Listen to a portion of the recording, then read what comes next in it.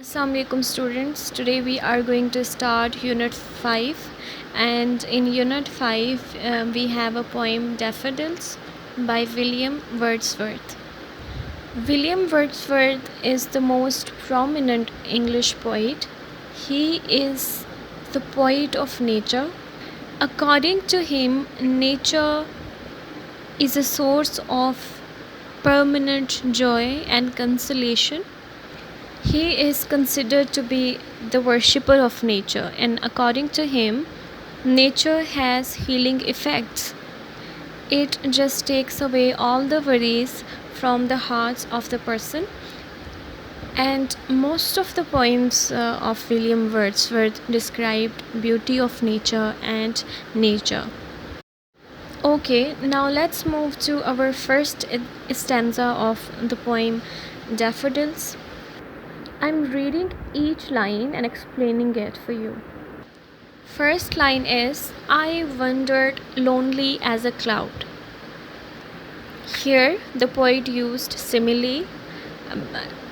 He used comparative term as he is comparing himself to a cloud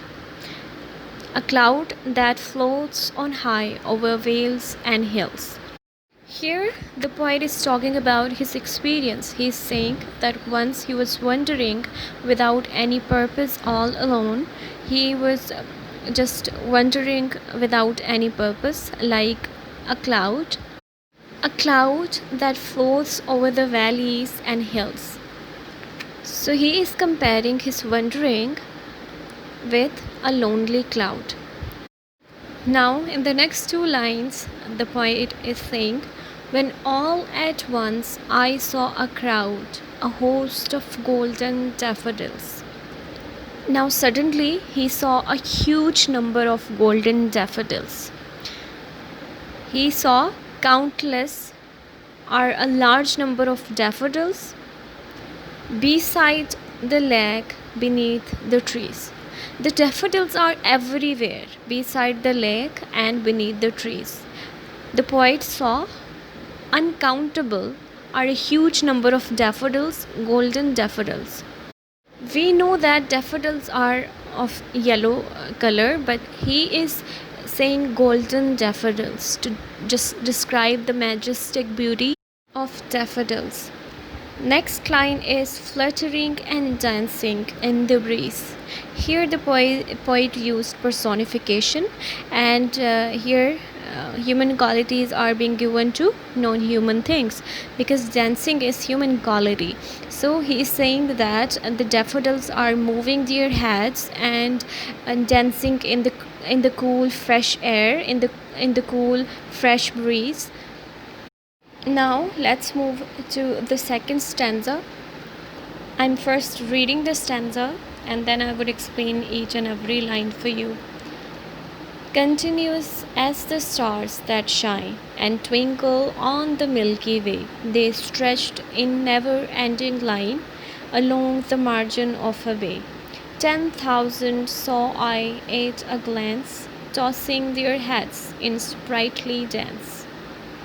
So here in the first line, in the first two lines, the poet is saying that the daffodils were countless and stretched to the endless line.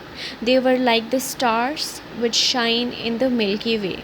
So he is comparing daffodils with stars, because we know that stars are countless. We cannot count stars, and in the same manner, according to the poet, daffodils were just countless and they stretched to the endless line.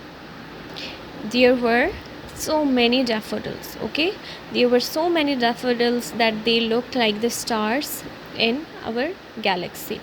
They were everywhere. They were growing everywhere beside the lake. And in the first stanza we learned that they were beside the lake and beneath the tree. Now in the next line, 10,000 saw I at a glance. Here the poet is exaggerating. Here he is using hyperbole. It is a figure of speech. Okay, he is using hyperbole. It is just an assumption. Okay, that The poet is saying that I saw 10,000 daffodils. In the last line, tossing their heads in a sprightly dance.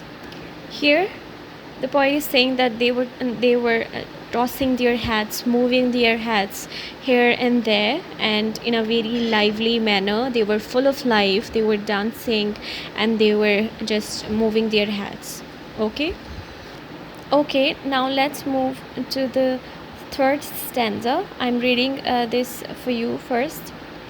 The waves beside them danced, but they outdid the sparkling waves in glee.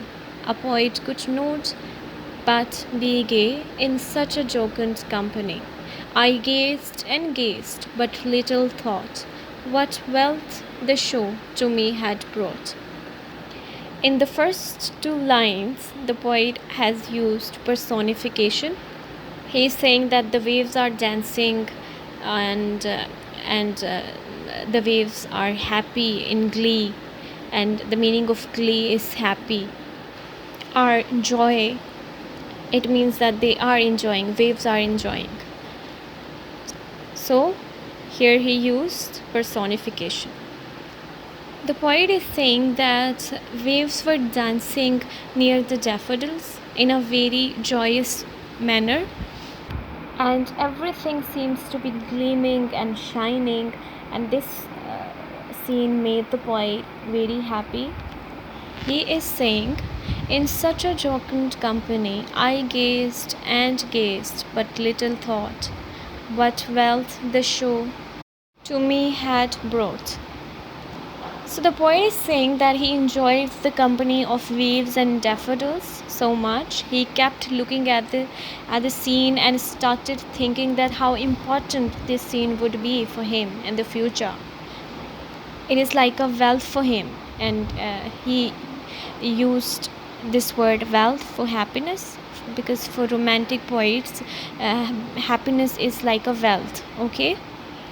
At that moment, he was unable to realize and properly appreciate the vision that he was having at that time. So he's saying, but little thought what wealth the show to me had brought. Now let's move to the final stanza. I'm reading this for you first. For often when on my couch I lie, in vacant or in pensive mood, they flash upon that inward eye, which is the bliss of solitude, and then my heart with pleasure fills, and dances with the daffodils. In the last stanza, the poet is talking about healing powers of nature, and that how it is a permanent joy for a person who experience such scenes. He is saying that whenever he lies on his couch in empty or in thoughtful mood, the memory of beautiful scene comes to his mind, and his heart fills with delight and dances with the daffodils. So the memory of daffodils is a source of permanent joy and happiness for him. This memory is a companion for him, and it takes away his pain and sorrow. In the last sentence, the poet is using personification again. We learned about these figures of speech. Do revise all these figure of speech that we used in this poem.